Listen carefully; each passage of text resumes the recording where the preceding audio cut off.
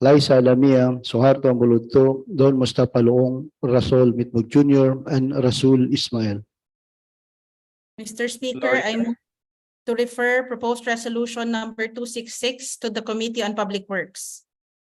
There is a motion to refer proposed resolution number 266 to the Committee on Public Works. Second. Seconded, hearing no objection, the motion is approved.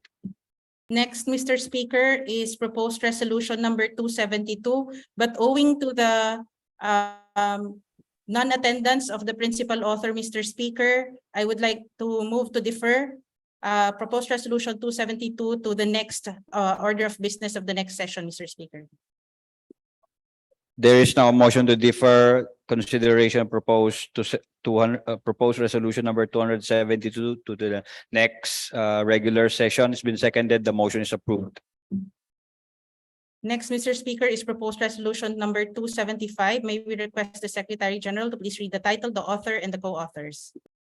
The Secretary General is directed to read the title of proposed resolution number 275, including the name, the authors, and co-authors.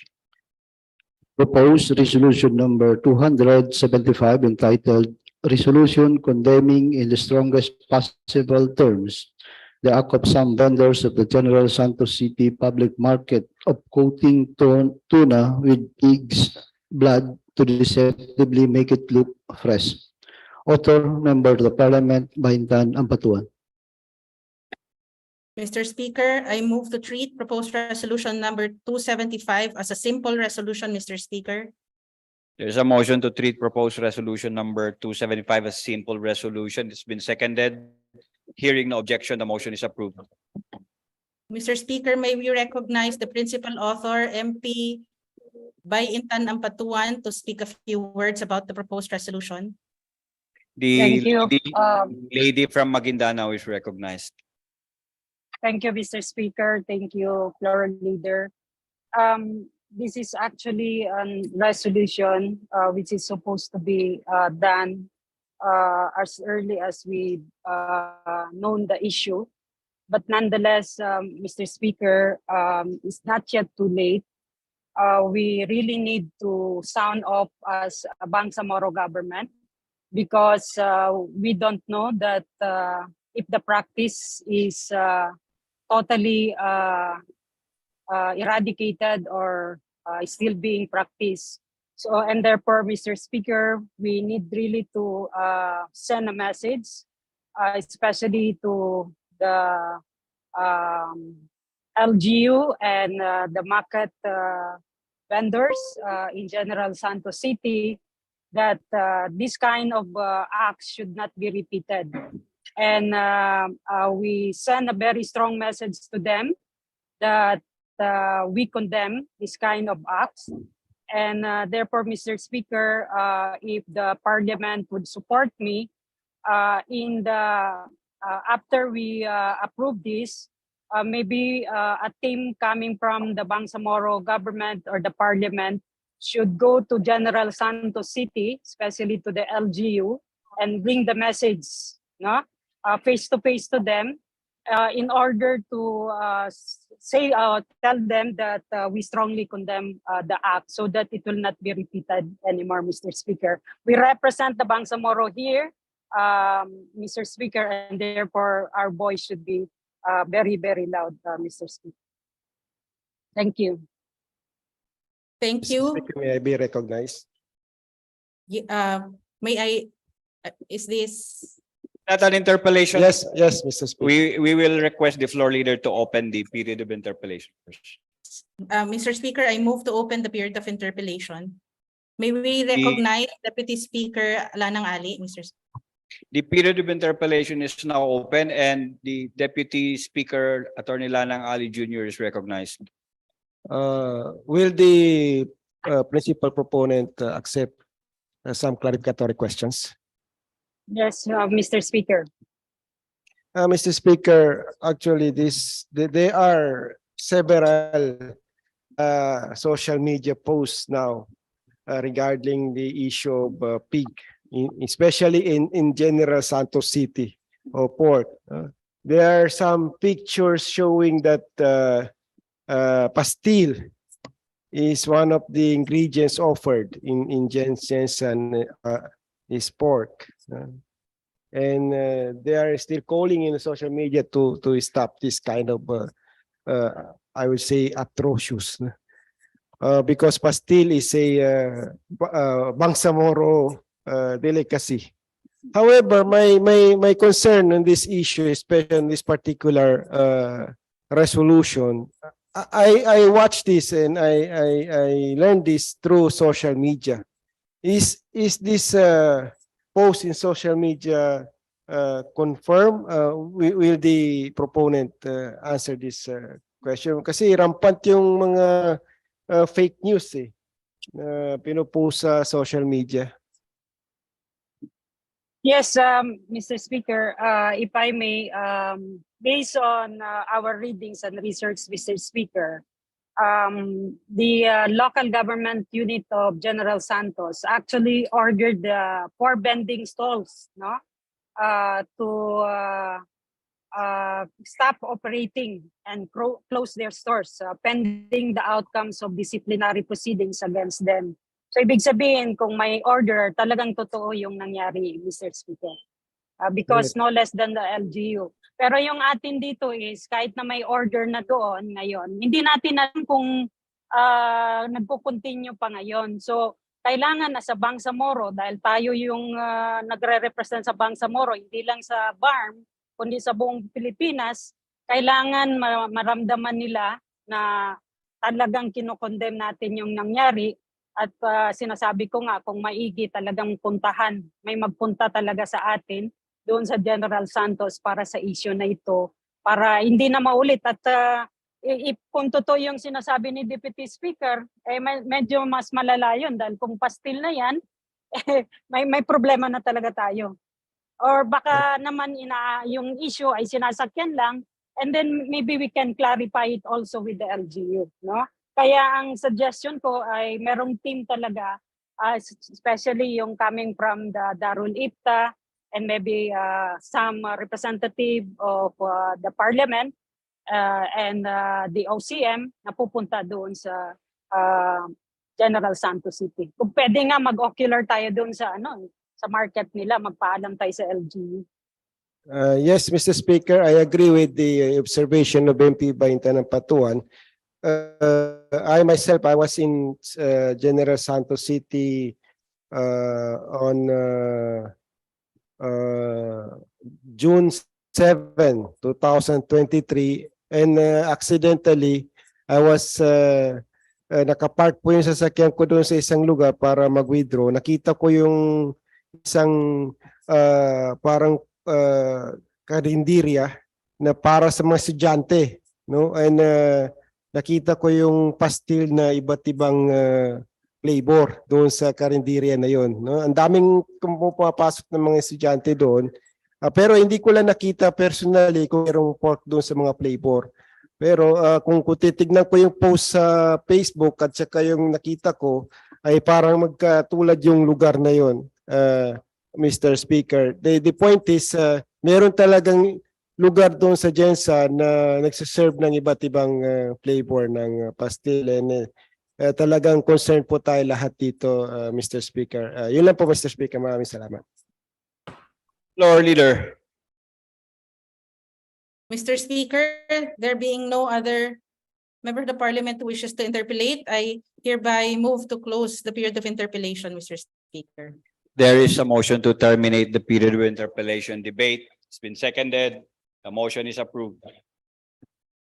I move to also dispense with the period of amendment, Mr. Speaker. There is a motion to dispense with the period of amendment. It's been seconded. There being no objection, the motion is approved. Mr. Speaker, if the author will allow, I would like to move that all members of the Parliament who are present today be part as co-authors of this resolution, Mr. Speaker. Yes, I accept, Mr. Speaker. Secretariat, take note, the main author has agreed. Floor Leader. I move to approve proposed resolution number 275 subject to style. There is a motion to approve proposed resolution number 275, subject to style. It's been seconded. The motion is approved. Mr. Speaker, next is proposed resolution number 276. Speaking of the same subject matter, may we request the Secretary General to please read the title, the author, and the co-authors. The Secretariat is directed to read the title of proposed resolution number 276, including the name of the authors and co-authors. Proposed resolution number 276 entitled Resolution urging the Bangsamoro government through the Bangsamoro Human Rights Commission, BHRC, and the Ministry of Trade, Investment, and Tourism, MTIT, to bring justice to the affected Muslim consumers of the practice of some vendors of the General Santos City public market of coating tuna with pig's blood to make it look fresh. Author, Member of the Parliament, Abahintan Abatuan. Co-authors, Members of the Parliament, Amel Bahar Mawalil, Liza Alamia, Suharto Ambulodto, Don Mustafa Loong, Rasol Mitmug Jr., and Rasul Ismail. Mr. Speaker, I move to treat proposed resolution number 276 as a simple resolution. There is a motion to treat proposed resolution number 276 as a simple resolution. It has been seconded. The motion is approved. Mr. Speaker, may we again recognize principal author MP Bayintan Ampatuan to speak of the resolution. The lady from Maguindanao is recognized once again. Thank you, Mr. Speaker, floor leader. This is actually, as mentioned earlier, of the same subject. But this time, Mr. Speaker, as a Bangsamoro government, we should not stop from just condemning, Mr. Speaker. We use the power of our offices, ministries, and offices to really look at the problem. This might be a small problem to some, but to us Muslim, it's actually part of human rights violation because they know for the fact that pork or pigs are prohibited in Islam. And if there are deceptions, intended deceptions to the Muslims, there was a violation. And therefore, we should use the force of the law and the existing institution within our means, which is the BHRC and the MTIT, to look into this matter, Mr. Speaker, because if we will not arrest this now, chances are it will be repeated, Mr. Speaker. Thank you very much. Thank you. Lord Chair? Yes, Mr. Speaker, similar to the earlier motion, I would like to move that all members of the Parliament who are present today be included as co-authors, Mr. Speaker. Yes, Mr. Speaker. Secretariat, take note. Mr. Speaker, there being no member of the Parliament who wishes to interpolate or amend, I move to dispense with the period of interpellation and debate as well as the period of amendment. There is an omnibus motion to dispense with the period of interpellation and amendment. It's been seconded. The motion is approved. Mr. Speaker, I move to approve proposed resolution number 276 subject to style, Mr. Speaker. There is a motion to approve proposed resolution number 276 subject to style. It's been seconded. Hearing no objection, the motion is approved. Next, Mr. Speaker, is proposed Thank you. resolution. Proposed resolution number, can we go to proposed resolution number 325? Secretariat, please. The Secretariat is directed to proceed with proposed resolution number 325. Thank you, Mr. Speaker. May we request the Secretary General to please read the title of the proposed resolution, the author, and the co-authors.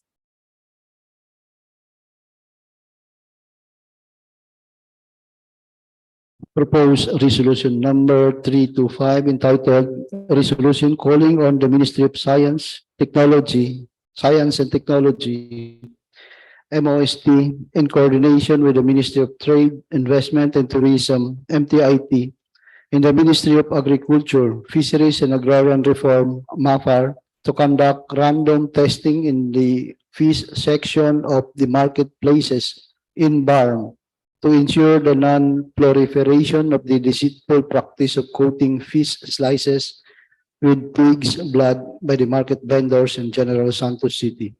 Author, Member of the Parliament, Don Mustafa Luong. Co-authors, Members of the Parliament, Eliza Alamia, Benjamin Luong, Bahintan ng Batuan, Rasol Mitbo Jr., Amel Bahar Mawalil, Suharto Ambuluto, Rasul Ismail, John Anthony Lim, Chapara Polo Mikael Matalam, Michael Mitimbang, Hatimil Hasan, Tawakal Mitimbang, Al-Bakil Jikiri, Abdulaziz Aminuddin, Dan Asnawi, Muhammad Keli Antaw, Abdul Wahab Pak, and Nabila Margarita Pangandaman. Mr. Speaker, I move to refer proposed resolution number 325 to the Committee on Science and Technology. There is a motion to refer proposed resolution number 325 to the Committee on Science and Technology. It is seconded. The motion is approved. Mr. Speaker, may we go back to proposed resolution number 281 and request the Secretary General to please read the title, the author, and the co-authors. The Secretariat is directed to read the title of proposed resolution number 281, including the name of the authors and co-authors. Proposed resolution number 281 entitled Resolution Commending and Congratulating Ms. Raihana Nuestro de Campong for placing second in the May 2023 Certified Public Accountant Licensure Examination and all Bangsamoro passers. Author, Member of the Parliament, Kadil Sinulinding Jr. Co-authors, Members of the Parliament, Sia Ilaiha Dumama Alba, Mosber Alauddin, Eddie Ali, Hasime Dilangalen, Tawakal Mitimbang, Michael Mitimbang, Siti Pahani Uy Oyod, Khalid Haji Abdawa, Ramon Piang Sr., Haji Abdawa Hasim, Aida Silungan, and Baileng Mantawil. Mr. Speaker, may I move that we also read proposed resolution number 288 and 294, which speak of the same subject title, Mr. Speaker. The Secretariat is likewise directed to read the title of proposed resolution number 288, including the name of the authors and co-authors. Proposed resolution number 288 entitled Resolution Congratulating and Commending Raihana Nuestro de Campong for her achievement in ranking second in the May 2023 Certified Public Accountant Licensure Examination, CPE-LE, and recognizing all Bangsamoro examinees who passed for bringing honor and pride to the Bangsamoro people. Author, Member of the Parliament, Jamila Ramos. Co-authors, Members of the Parliament, Ali Sulaiman, Dain Martin Kahalan, Susana Nayatin, Randolph Parcasio, Marjani Makasalong, Abdulaziz Aminuddin, Michael Mitimbang, Muhammad Keli Antaw, and Mujib Abu. Mr. Speaker, may we proceed with proposed resolution 294? Yeah, we will just finish first the calling of Azan.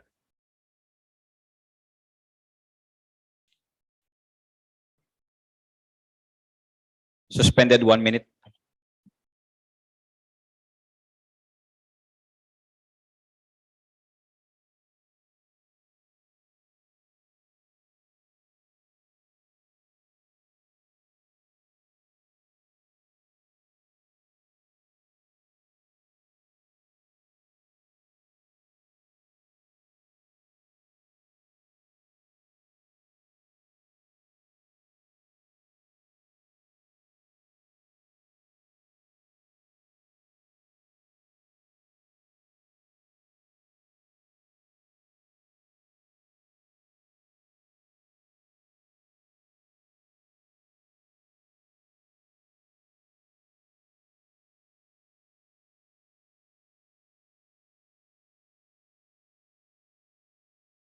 Special geographic area.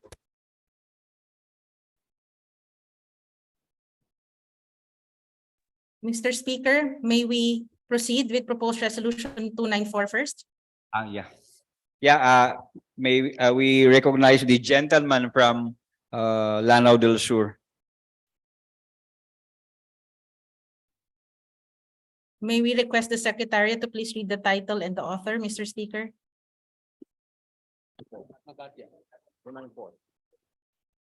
Sorry.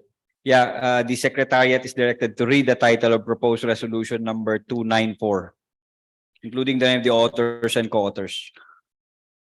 Proposed resolution number 294 entitled Resolution Commending and Congratulating Raihana Nuestro de Campong for ranking second in the recently concluded May 2023 Certified Public Accountant Licensure Examination, as well as all other new Bangsamoro Certified Public Accountants. Author, Member of the Parliament, Al-Hijjah. Mr. Speaker, I move to consolidate consideration of proposed resolutions number 281, 288, and 294, Mr. Speaker. There is a motion to consolidate the consideration of proposed resolution number 281, 288, and 294.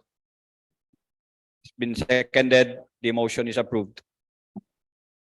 Mr. Speaker, I move to treat proposed resolutions number 281, 288, and 294 as simple resolutions, Mr. Speaker. There is a motion to treat proposed resolution number 281, 288, and 294 as simple resolution. It's been seconded. The motion is approved. May we recognize MP Cadil Sinolinding, principal author of proposed resolution 281, Mr. Speaker. The gentleman from the special geographic area is recognized. Auzubillahi minasyaitanirrajim. Bismillahirrahmanirrahim. Alhamdulillahi wassalatu wassalamu ala rasulillahi wa alaihi washabi ajmain, amma ba'd. To our Chief Minister, the Speaker, Deputy Speakers, Floor Leader, Deputy Floor Leaders, fellow members of the Parliament, guests, Assalamu alaikum wa rahmatullahi ta'ala wa barakatuh.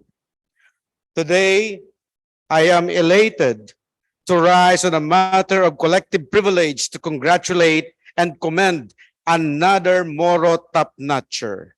Now, in the May 2023 Certified Public Accountant Licensure Examination, Ms. Raihana Nuestro de Campong, for bringing pride and honor to the Bangsamoro people.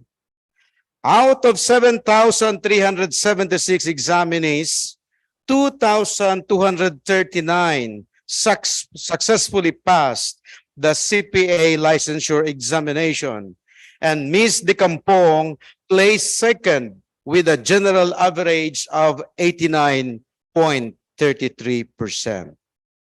Also would like to take a short moment to recognize her parents. Ms. Raihana Nuestro de Campong is the second child out of 4 from Mr. Norman Rahman de Campong of Marawi City and Ms. Maria Sharon Nuestro de Campong of Bungabong Oriental, Mindoro. I am sure that they are very proud of their daughter.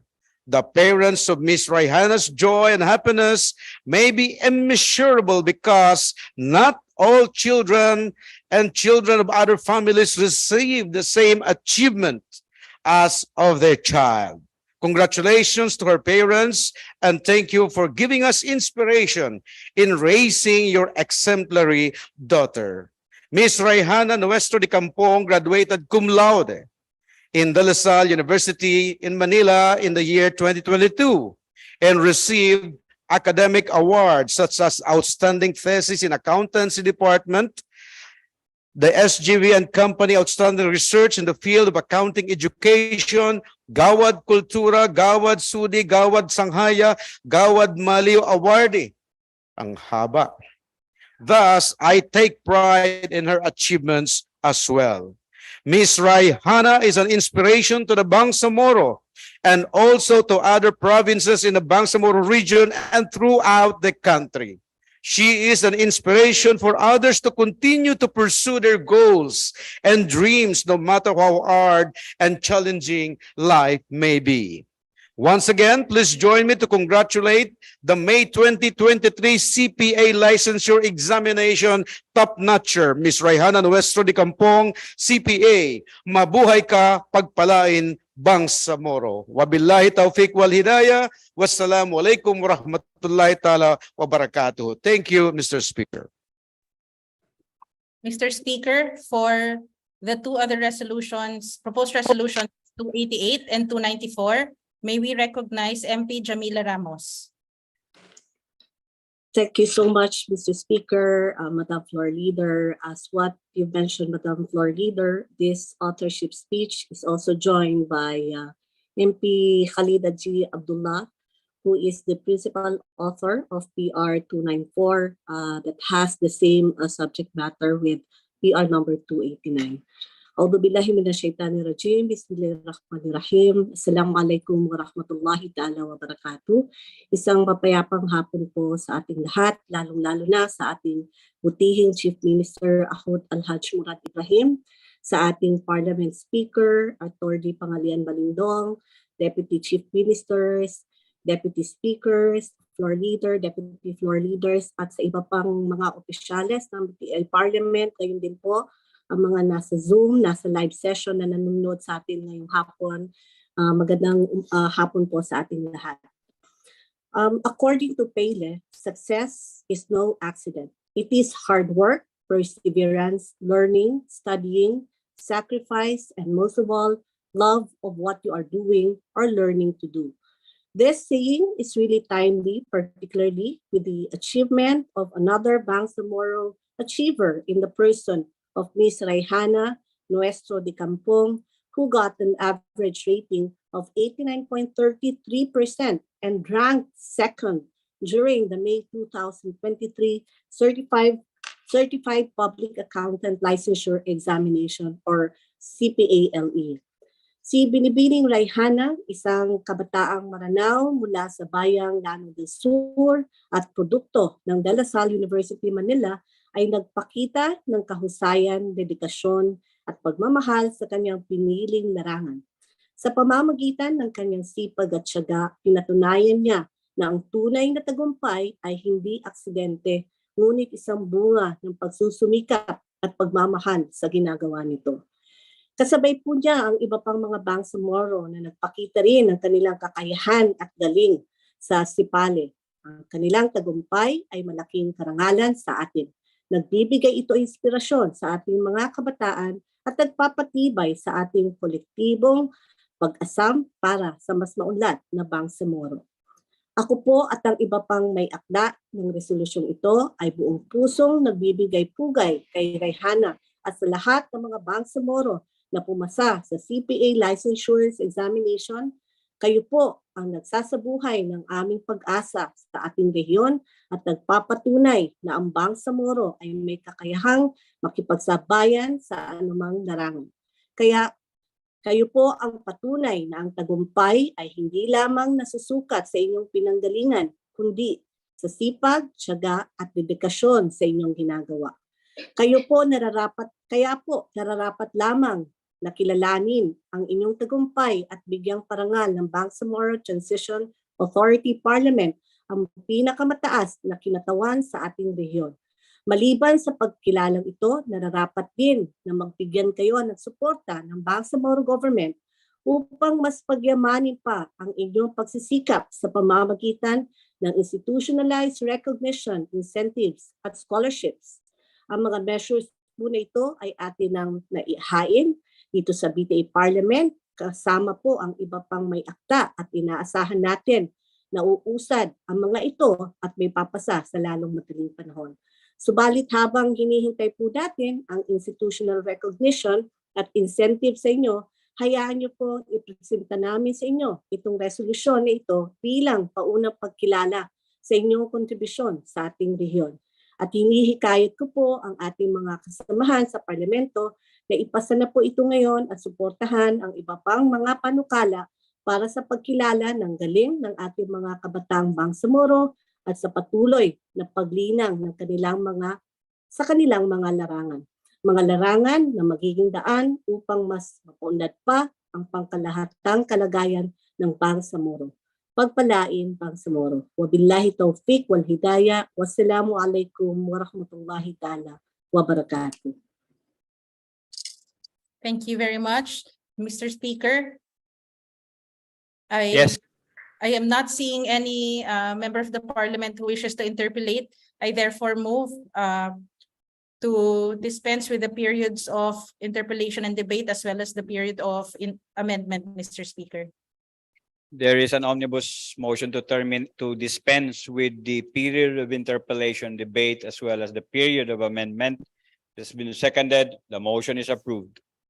Mr. Speaker, may I move that all members of the parliament who are present today be part of the consolidated resolutions as co-authors.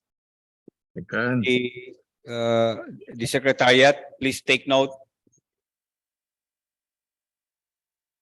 Mr. Speaker, I move to approve consolidated proposed resolutions number 281, 288, and 294, subject to style, Mr. Speaker. There is a motion to approve the consolidated proposed resolutions number 281, 288, and 294, subject to style. It's been seconded. The motion is approved. We move on to proposed resolution number 312. Mr. Speaker, may we request the Secretary General to please read the title, the author, and the co-authors. The secretariat is directed to read the title of proposed resolution number 312, including the name of the authors and co-authors. Proposed resolution number 312 entitled Resolution Urging the Ministry of Transportation and Communication, MOTC, through the Bangsamoro Ports Management Authority, BPMA, to review and update their schedule of fees. Author, Member of the Parliament, Don Mustafa Loong. Co-authors, Members of the Parliament, Liza Alamia, Baintan Lampatuan, Rasol Mitmug Jr., Amir Bahar Mawalil, Suharto Ambulugto, Rasul Ismail, Benjamin Loong, Chapar Apollo Mikhail Matalam, Abdul Karim Miswari, Jose Lorena, Abdulaziz Aminuddin, Jamila Ramos, Ajspar Usman, Muhammad Kelly Antao, Eddie Ali, Tawakal Mitimbang, Mujib Abu, Suhaib Uranon, Basir Utu, Bay Maleha Kandao, Michael Mitimbang, and Al-Bakil Jikiri. Mr. Speaker, I move to refer proposed resolution number 312 to the Committee on Transportation and Communications. There is a motion to refer proposed resolution number 312 to the Committee on Transportation Communication. It has been seconded. Hearing no objection, the motion is approved. Moving on with proposed resolution number 329, Mr. Speaker, may we request the Secretary General to please read the title, the author, and the co-authors. The secretariat is directed to read the title of proposed resolution number 329, including the name of the authors and co-authors. Proposed resolution number 329 entitled Resolution Urging the Ministry of Health, MOH, to establish a mental health crisis hotline in the Bangsamoro region. Author, Member of the Parliament, Don Mustafa Loong. Co-authors, Members of the Parliament, Liza Alamia, Baintan Lampatuan, Rasol Mitmug Jr., Amir Bahar Mawalil, Suharto Ambulugto, Rasul Ismail, Benjamin Loong, Chapar Apollo Mikhail Matalam, Abdul Karim Miswari, Jose Lorena, Abdulaziz Aminuddin, Jamila Ramos, Ajbar Usman, Muhammad Kelly Antao, Eddie Ali, Tawakal Mitimbang, Mujib Abu, Suhaib Uranon, Basir Utu, Bay Maleha Kandao, Michael Mitimbang, Basit Abbas, Muslimin Jakilan, and Susana Anayatin. Mr. Speaker, I move to refer proposed resolution number 329 to the Committee on Health. There is a motion to refer proposed resolution number 329 to the Committee on Health. It has been seconded. The motion is approved. For the last proposed resolution on today's order of business, Mr. Speaker, is proposed resolution number 338. May we request the Secretary General to please read the title, the authors, and the co-authors. The Secretariat is directed to read the title of proposed resolution number 338, including the name of the authors and co-authors. proposed resolution number 338 entitled A Resolution Congratulating Ministry of Basic Higher and Technical Education MBHTE Minister MP Mohager M. Iqbal for being conferred honoris causa by the Commission on Higher Education the degree of Doctor of Philosophy in Public Administration by virtue of CEB Resolution Number 093-2023. Authors, members of the Parliament, Susana Nayatin and Eddie Ali. Co-authors, members of the Parliament, Aida Silungan, Rasul Ismail, Baintan ng Batuan, Bayleng Mantawil, Muhammad Kelly Antao, and Basir Utu. Mr. Speaker, I move to treat proposed resolution number 338 as a simple resolution. There is a motion to treat proposed resolution number 338 as a simple resolution. Any second? There being no objection, the motion is approved. Mr. Speaker, may we recognize principal author MP Susana Anayatin to say a few words about the proposed resolution. The lady from Datu Udin Sinswat Maguindanao is recognized.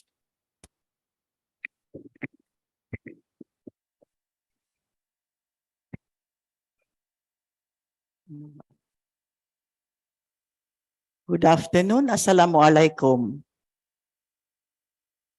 Mr. Speaker, the honorary doctoral degree denoted by the letters HC is an abbreviation for honoris causa in Latin, which means for the sake of honor, is awarded in recognition of one's experiences in life.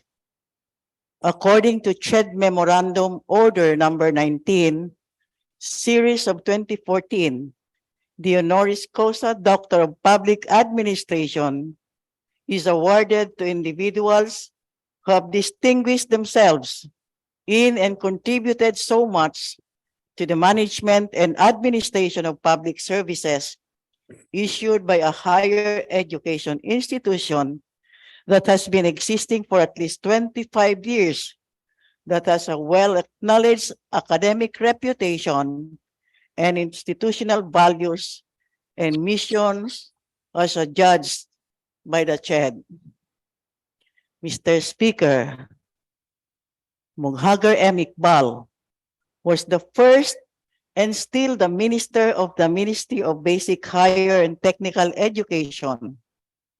But before he was appointed as minister, it took him almost all of his life dedicated to the cognizance of the right to self-determination of the Bangsamoro and an advocate of peace and development in the BARM.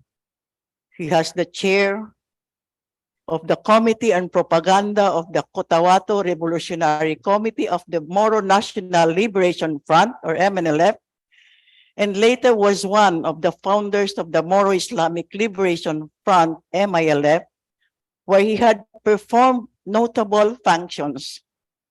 Minister Iqbal was a member of the MILF Central Committee and chair of the MILF Committee on Information.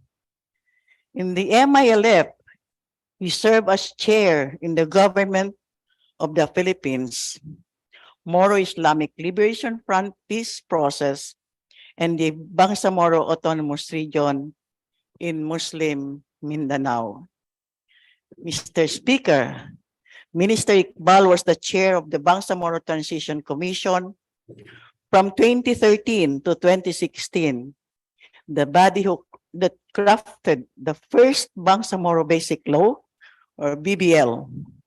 Thereafter, he became a member of the Bangsamoro Transition Commission from 2016 to 2019, who pursued the passage of the Bangsamoro Organic Law and campaigned for its certification of the same.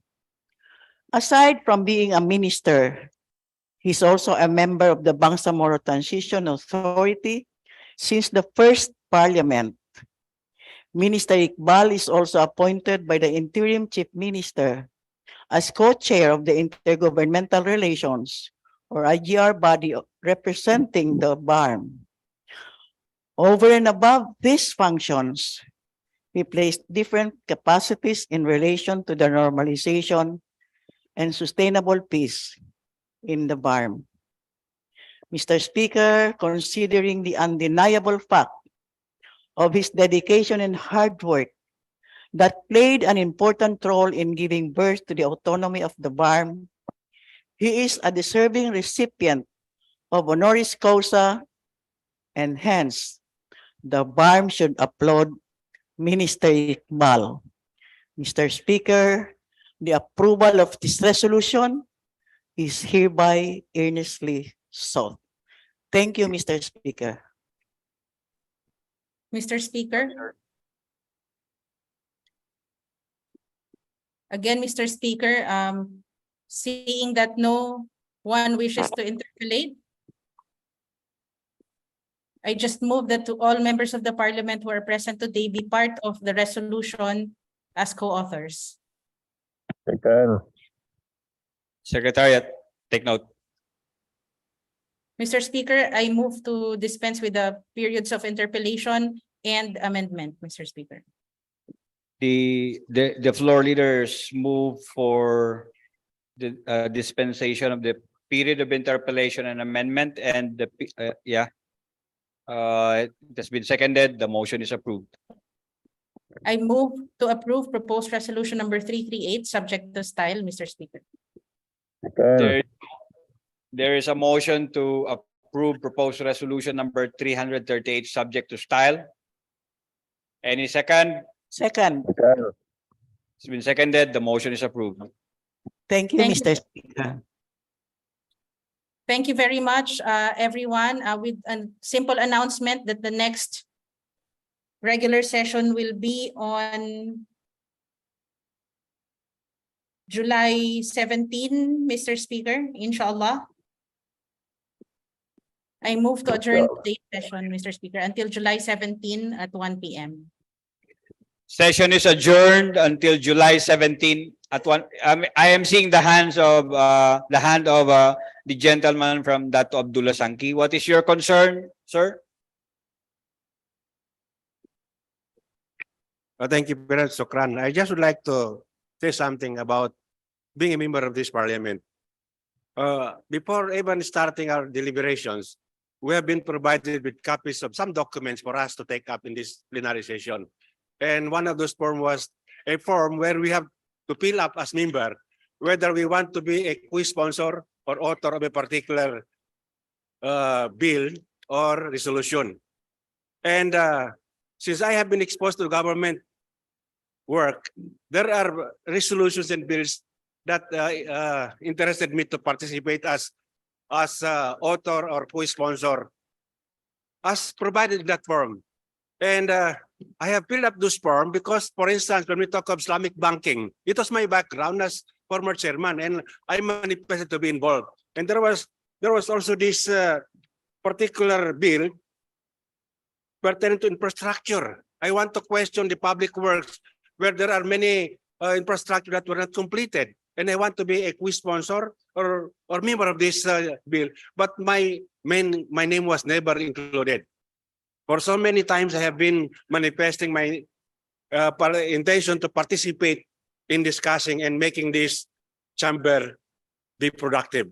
I think your concern, sir, is that if you have submitted the form and you have signified your intent to be a co-author, I think you should go to the archives. Or to the office of the Secretary General and look for the records, because I believe the records are there. I have submitted that, Mr. Speaker, and I was just wondering because as an active participant to this chamber, I have always manifested my intention to be working as public chairman. We will bring that to the attention of the floor leader. Thank you very much. Thank you.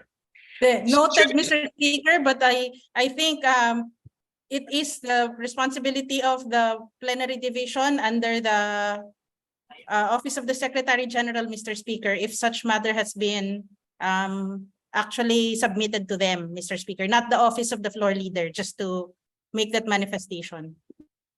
We will, the Secretariat is duly notified as of now. Session is adjourned until July 17 at 1 o'clock p.m.